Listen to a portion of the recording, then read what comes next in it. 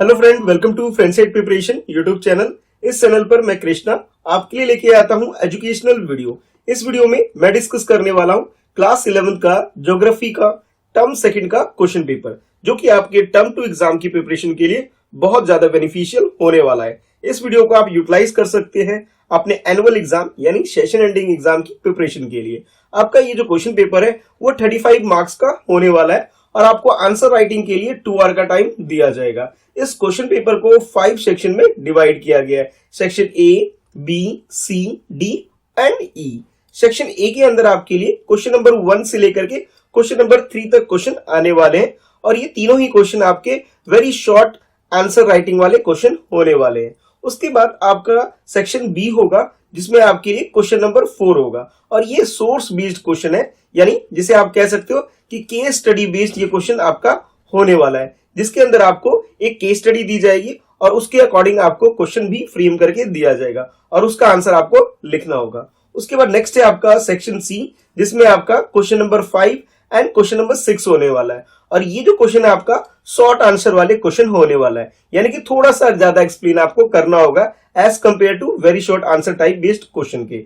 उसके बाद नेक्स्ट होगा आपका सेक्शन डी और सेक्शन डी में आपके लिए क्वेश्चन नंबर 7 से लेकर के क्वेश्चन नंबर 9 होने वाले हैं और ये तीनों ही क्वेश्चन जो आपके होंगे ये लॉन्ग आंसर बेस्ड क्वेश्चन होने वाले हैं, यानी कि आपको इसके अंदर डिटेल में एक्सप्लेन करके अपना आंसर लिखना होगा। और फाइनली लास्ट में होगा आपका सेक्शन ई, जिसके अंदर क्वेश्चन नंबर 10 और 11 होंगे और ये दोनों ही क्वेश्चन मैप बेस्ड क्वेश्चन आपके होने वाले हैं। तो इस टाइप का ये क्वेश्चन पेपर का स्ट्रक्चर होने वाला है। अब डिटेल में जानते हैं कि क्या सिलेबस कवर होने वाला है आपके इस एग्जाम के अंदर। तो एग्जाम के अंदर जो आपकी ज्योग्राफी की बुक है, जिसमें फर्स्ट पार्ट आपका फिजिकल ज्योग्राफी और सेकंड पार्ट जो है आपका वो इंडियन फिजिकल इन्वायरमेंट, ये दोनों पार्ट कवर होने वाले हैं। अगर फर्स्ट पार्ट यानी कि फिजिकल ज्योग्राफी की बात करें, जिसके अंदर यूनिट 8, जिसके अंदर चैप्टर 8, चैप्टर 9, चैप्टर 10 और चैप्टर 11 ये आपका कवर होने वाला है और इन तीनों की अगर स्कोर की बात करें, मार्क्स की बात करें, तो तीनों को कंबाइंड जो होगा आपका 8 मार्क्स का क्वेश्चन आपके लिए फ्रेम किया जाएगा कंबाइंड।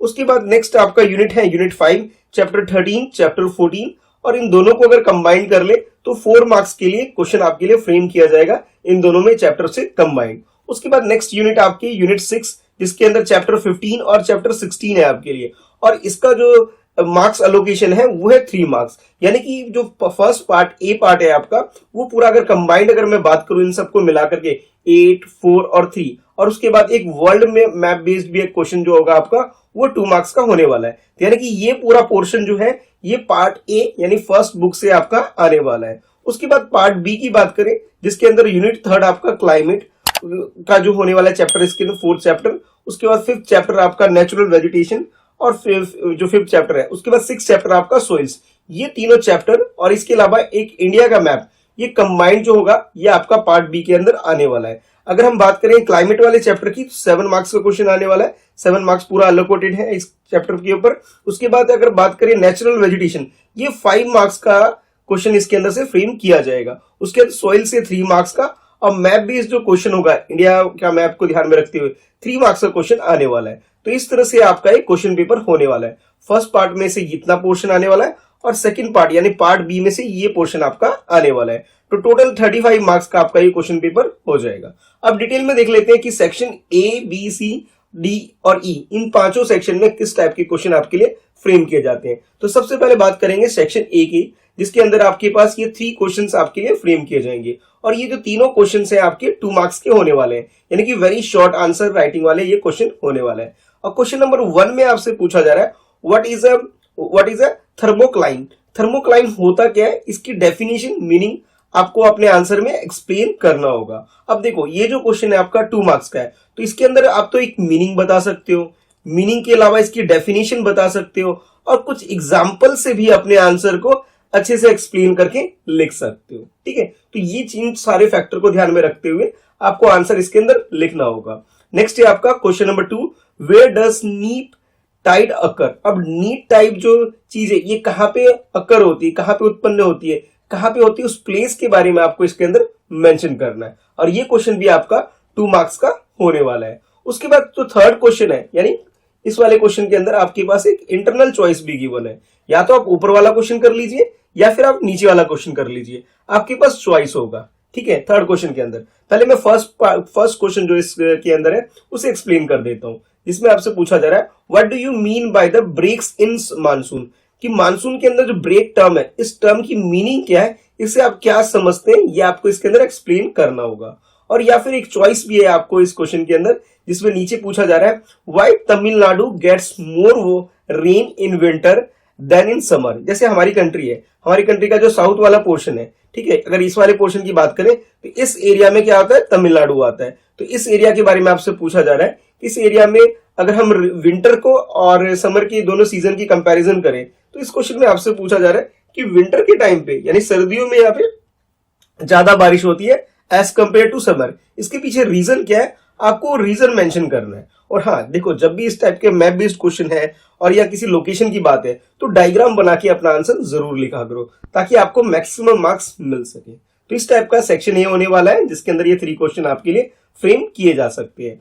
उसके बाद नेक्स्ट है आपका सेक्शन बी, और section be source based question, यानी जिसे आप कह सकते हो कि केस स्टडी बेस्ड आपका ये क्वेश्चन होने वाला है। और ये जो केस स्टडी यानी जो सोर्स आपको गिवन है, पहले आप इसे रीड करोगे, इसे समझोगे, ठीक है। जैसे टॉपिक भी मेंशन किया गया, life on the earth and ecology, ये टॉपिक है जिसके बेस पे आपके पास ये सोर्स इंफॉर्मेशन आपको गिवन है। तो पहले आप क्या करोगे, इसे रीड करोगे और इसमें जो की पॉइंट्स होंगे उसे अंडरलाइन कर लोगे, और इसके बेसिस पे आपके लिए 3 क्वेश्चंस फ्रेम किए जा रहे हैं। और वो जो क्वेश्चन है कुछ इस टाइप से, जैसे आप देख सकते हो 4.1 इट मींस क्वेश्चन नंबर 4 का फर्स्ट पार्ट, 4.2 क्वेश्चन नंबर 4 का सेकंड पार्ट, 4.3 क्वेश्चन नंबर 4 का थर्ड पार्ट। फर्स्ट पार्ट में आपसे पूछा जाता है डिफाइन द टर्म इकोलॉजी। अब इकोलॉजी टर्म है, इसको आपको डिफाइन करना है। तो सोर्स इंफॉर्मेशन जो है इसमें से आप पहले अंडरलाइन कर लीजिए और वहां से ये जो इसकी जो मीनिंग है, इसकी जो डेफिनेशन है, इसे पिक करके अपना आंसर लिख सकते हैं। उसके बाद नेक्स्ट है आपके लिए इसका second part, who use the term ecology. अब आइकोलॉजी जो टर्म है इसे सबसे पहले किसने यूज किया था, उस पर्सन का आपको नेम मेंशन करना है अपने आंसर में। तो सोर्स इंफॉर्मेशन है, इसके अंदर से आप रीड करोगे तो आपके पास इंफॉर्मेशन आ जाएगी कि भी किस पर्सन ने इसे यूज किया था। तो उस पर्सन का आपको नाम लिख देना है, ठीक है। बस सिंपल सा क्वेश्चन है, आपको ये जो केस स्टडी है यानी जो सोर्स इंफॉर्मेशन है इसे रीड करके अपना आंसर लिख देना है। और थर्ड पार्ट में आपसे पूछा जा रहा है distinguish between the biotic and abiotic. Biotic और अबायोटिक जो टर्म है इनके बीच में डिफरेंस क्या है, आपको डिफरेंस लिखना है। अब देखो क्वेश्चन जो है आपका ये 1 मार्क्स का है, तो एटलीस्ट 1 डिफरेंस तो आपको देना ही देना है। बट मैं तो ये भी कहूंगा कि आप एग्जाम्पल के थ्रू अपना आंसर एक्सप्लेन करिए, यानी कि इन दोनों के बीच में जब डिफरेंशिएट करेंगे एक डायग्राम यूज कर लो, एक एग्जाम्पल यूज कर लो, ताकि आपको पूरे मार्क्स जो इस पूरे कंप्लीट, अगर 4.1, 4.2, 4.3 की बात करें तो जो पूरा कंप्लीट क्वेश्चन 3 मार्क्स का है, आपको पूरे मार्क्स मिल सके। तो ये छोटी छोटी बातें जो आपको ध्यान में रखनी है अपने आंसर राइटिंग के टाइम पे, ठीक है। अच्छा, इस टाइप से ये आपके क्वेश्चन फ्रेम किए जाएंगे। उसके बाद नेक्स्ट है आपका सेक्शन सी, और सेक्शन सी के जो क्वेश्चन है ये आपके 3 मार्क्स के होने वाले हैं। तो 3 मार्क्स है यानी शॉर्ट आंसर वाले हैं, यानी कि वेरी शॉर्ट आंसर की कंपैरिजन में यहां आपको थोड़ा सा एक्सप्लेनेशन ज्यादा देना होगा, ठीक है। तो पहले बात करते हैं क्वेश्चन नंबर 5 की।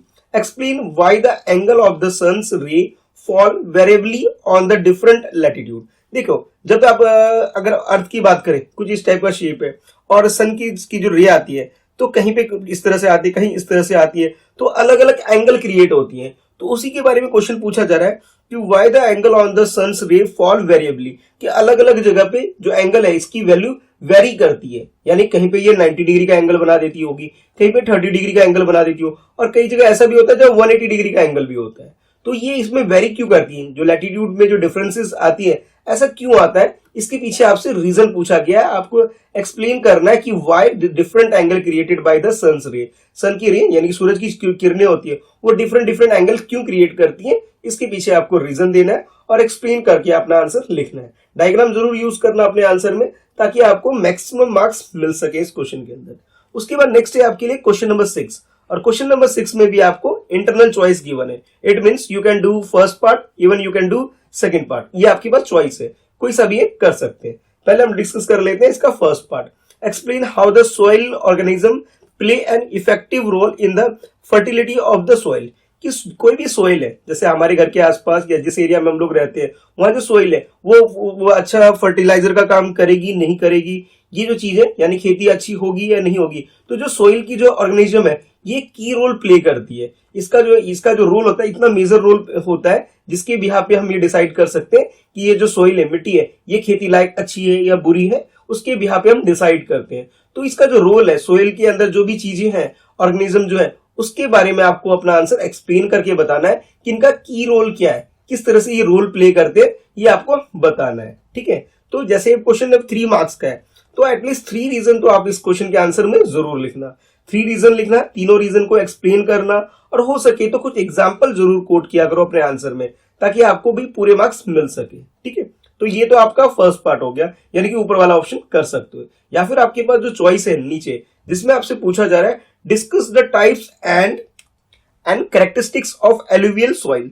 एलुवियल सॉइल जो होता है इसके जो टाइप्स होते हैं ये आपको, और इसके साथ साथ इसके जो कैरेक्टरिस्टिक्स होते हैं, इन दोनों को आपको डिस्कस करना है, इन दोनों के बारे में आपको बताना है। अब ये जो क्वेश्चन है 3 मार्क्स का है, ठीक है, तो आप 3 तो इसके टाइप्स मेंशन कर दे सकते हो और 3 इसके कैरेक्टरिस्टिक्स मेंशन कर सकते हो एलुवियल सॉइल्स के, और उसके बाद अपना आंसर लिख सकते हो। तो इस टाइप का ये सेक्शन सी आपका होने वाला है। 2 क्वेश्चन है, 5th में तो चॉइस नहीं था, बट क्वेश्चन नंबर 6 में आपके पास चॉइस था। चॉइस को यूज करके आप जो भी जिसमें बेस्ट आंसर लिख सकते हैं उस ऑप्शन को यूज करके अपना आंसर जरूर लिखें। उसके बाद नेक्स्ट है आपका सेक्शन डी, और सेक्शन डी जो है ये 5 मार्क्स का क्वेश्चन आपका होने वाला है, यानी कि आपका ये लॉन्ग आंसर वाले क्वेश्चन होने वाले हैं। इसमें आप डिटेल में एक्सप्लेन करके सारे आंसर आप लिखोगे। तो सबसे पहले मैं डिस्कस करता हूं question number 7, why is troposphere the most important of all the layers of atmosphere. Atmosphere में जो जितने सारे लेयर्स होते हैं उसके अंदर आपसे बोला जा रहा है ट्रोपोस्फियर जो होता है ये सबसे ज्यादा इंपॉर्टेंट होता है। अब ये सबसे ज्यादा इंपॉर्टेंट क्यों है, इसके पीछे आपको रीजन लिखना है। अब देखो क्वेश्चन रीजन सिर्फ एक रीजन लिखने से आंसर नहीं होगा, क्योंकि क्वेश्चन आपका 5 मार्क्स का है। तो आपको सबसे पहले तो इसकी जो मीनिंग है ट्रोपोस्फियर ये बतानी होगी क्या चीज है, एटमोस्फियर क्या होता है ये बताना है, एटमोस्फियर के अंदर जितने भी टाइप्स हैं वो आप बता सकते हो। उसके बाद आप अपने आंसर पे आओगे ट्रोपोस्फियर के ऊपर। अब ट्रोपोस्फियर जो है इसके क्या क्या फीचर्स हैं वो आपको एक्सप्लेन करना है, और इसमें एटलीस्ट 5 ऐसे रीजन आपको जरूर लिखने हैं अपने आंसर में, ताकि हर एक रीजन के लिए आपको एक एक नंबर दे दिया जाए और आपके 5 मार्क्स पूरे कंप्लीट हो सके। ठीक है, तो वो जो रीजन है कि ये मोस्ट इंपॉर्टेंट क्यों है ये आपको इसके फीचर्स के रूप में बता देना है। बाकी जो सारे लेयर है उसके कंपैरिजन में क्या डिफरेंस है, क्या इसमें ज्यादा ऐसा फीचर है जिसकी वजह से और बाकी जो लेयर्स है एटमोस्फेयर में ये की रोल प्ले करता है। ठीक है, ये आपको बताना है। उसके बाद नेक्स्ट है आपके लिए क्वेश्चन नंबर 8, और क्वेश्चन नंबर 8 के अंदर आपके पास इंटरनल चॉइस भी है। इंटरनल चॉइस का मतलब ये है कि भाई 2 क्वेश्चन दे दिए गए, इनमें से कोई एक क्वेश्चन आपको करना होगा। तो पहले मैं बात करता हूं इसके फर्स्ट पार्ट यानी इस वाले क्वेश्चन की, उसके बाद नीचे वाले क्वेश्चन को भी डिस्कस करूंगा। तो इसमें आपसे पूछा जा रहा है what are the important factor which influence the mechanism of Indian weather.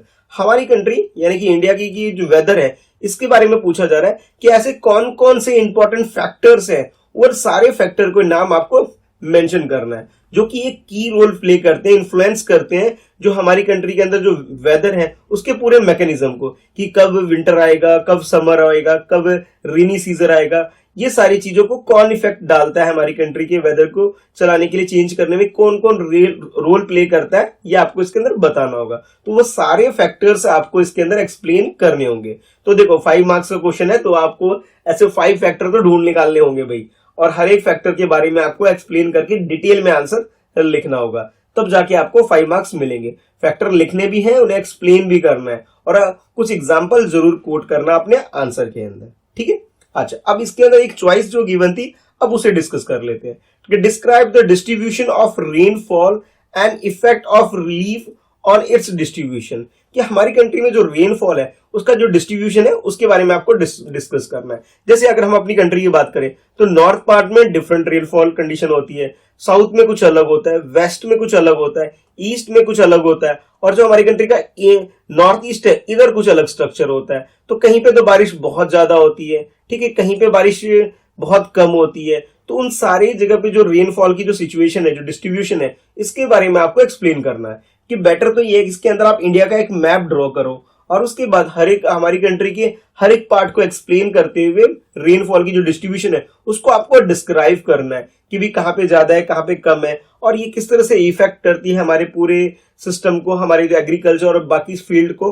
वो आप इसके अंदर एक्सप्लेन कर सकते हो। तो डिटेल में जो रेनफॉल का डिस्ट्रीब्यूशन है उसको आपको इसके अंदर डिस्क्राइब करना है अपने आंसर के अंदर। ठीक है, तो ये क्वेश्चन आपका 5 मार्क्स का, चाहे तो आप ऊपर वाला कर सकते थे या ये वाला कर सकते हो।